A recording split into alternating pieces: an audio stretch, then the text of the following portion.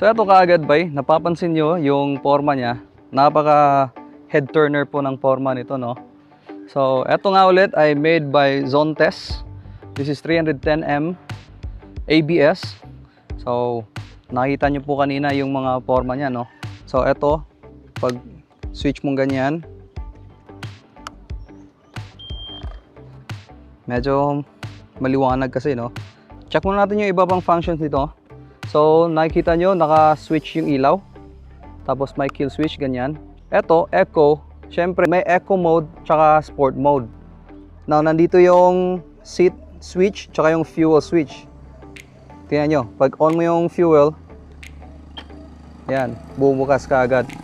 Sa seat naman, pag press mo ganyan, oops, fuel pala yun. Sa seat tayo, okay? Tingnan natin. Yan, tutunog. Nabubuksan ka agad. So dito nakikita nyo, malaki naman yung compartment niya. So siguro kasya ang helmet nito pag naka pag naka tihaya. Kaya nitong 10 kilograms. So dito may mga compartment sa sa harap. Ayan. So nakapag-charge tayo dito ng cellphone, yung mga gadget.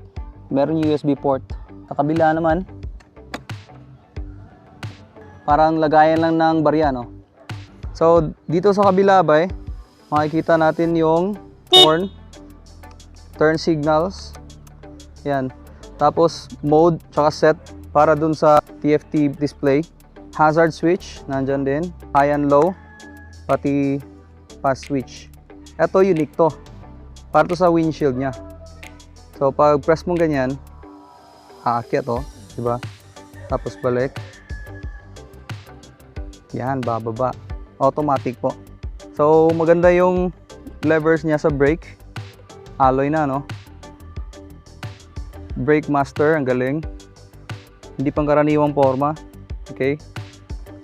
Sa kabila din, ganon. Ngayon, to switch this off, long press mong ganyan, automatic naglalak. Yan, naglalak na kaagad. Ito yung itsura niya sa harap ba, oh. So, DRL to, papakita ko sa inyo mamaya. Tapos may parking lights, tapos headlights. So tatlong set po yung lights niyan. ABS po sa harap, tapos tire size sa harap is 110/80 by 14. Sa likod naman is 140/70 by 14. Oil capacity is 1.7 liters. Now unconfirmed po yung gas capacity nito ba. So check na lang natin actual, no, pag ilan ba talaga yung laman nito. Etong makina naman ba, napakalapad na ng makina niya, no? So what is? 310cc din kasi yan. Pero grabe ba, dun sa torque tsaka sa power niya, sa hatak, sa acceleration, wala akong masabi. Very good. Sana kunin ni Rusi to. Ngayon, yan yung side stand. Kill switch din yan. So alloy, ano? Alloy yung material. Hindi yan pangkaraniwang bakal.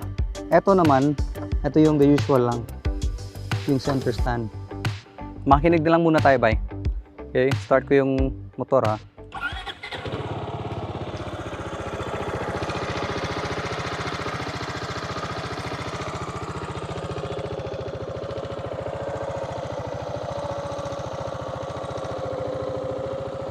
So yan po yung tunog niyan. Ngayon dito sa ilaw, ito nga, nabanggit ko kanina, ito DRL, no? Tapos ito yung parking light. So pag nakapatay yung makina, namamatay to, pero ito iilaw lang. Low beam, tapos high beam. Dalawa na, no? So pag naka high beam ka, lahat ng yan iilaw, pati parking light tsaka yung DRL. Signal light, flasher tayo. LED signal lights po lahat. Yun, ang ganda ng forma ng ilaw sa likod, no? Brake kaya natin.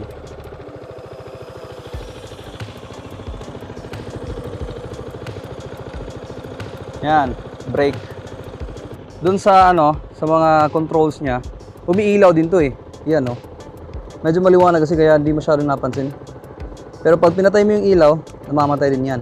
Ayan, no? Wala nang ilaw. On. Gaya din nung 400, yung napansin nyo, kulay asul yun. Dito sa harap bay, napapansin nyo, wala siyang gulay board, no? Walang floorboard. So, eto lang. Although dual position po yung paa po ninyo, so pwedeng flat, pwedeng naka-incline, no? So, eto naman yung sa OBR. Yan, napo-fold lang dyan. Tapos, pwede mong i-pick up. Eto yung kinukunan ni Rusi ng demo ngayon kasi balak nilang ilabas to.